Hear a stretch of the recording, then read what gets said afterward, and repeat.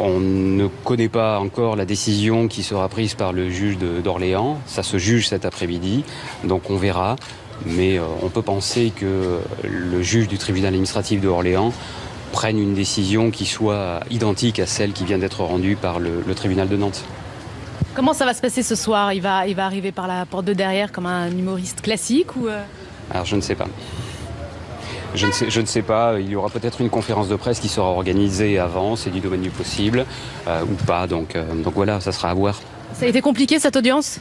Oui, c'est une audience très compliquée, vous savez, ce sont des audiences marathon, et lorsqu'un avocat est obligé de plaider pendant plus d'une heure sur la liberté d'expression, c'est que vraiment il y a des enjeux qui sont importants. J'ai pas l'impression que dans tout ce qui a été dit, il y ait eu beaucoup de gâchis ou de déchets.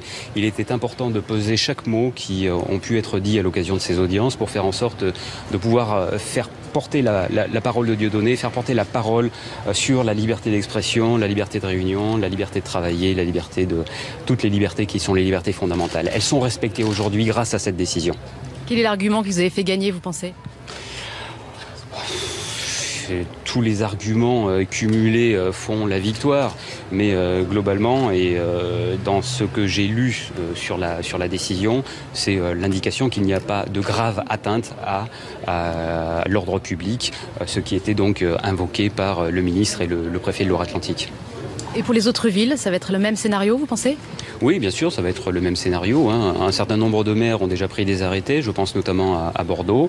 Il va falloir réfléchir à la question désormais, espérer que les maires vont rétracter leurs arrêtés et qu'on puisse avoir des spectacles qui puissent se tenir dans des conditions de sérénité qui sont celles d'ailleurs qui ont toujours existé. Je vous rappelle que l'an passé, Dieudonné était passé à Nantes. Ça n'avait pas suscité, me semble-t-il, beaucoup de réactions et beaucoup de manifestations. Ça avait été également le cas dans toutes les villes de France, y compris à Perpignan, dont il a été parlé cet après-midi. Qu'est-ce que vous avez envie de dire à Manuel Valls aujourd'hui, au ministre de l'Intérieur, après cette victoire?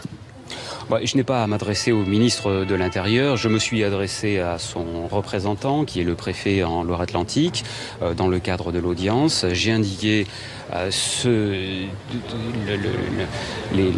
l'absence de tenue de sa circulaire, en fait, l'absence de pertinence, le manque d'arguments sérieux.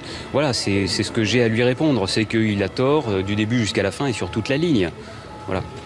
Pensez-vous que ça va être encore la priorité de Manuel Valls, Dieudonné?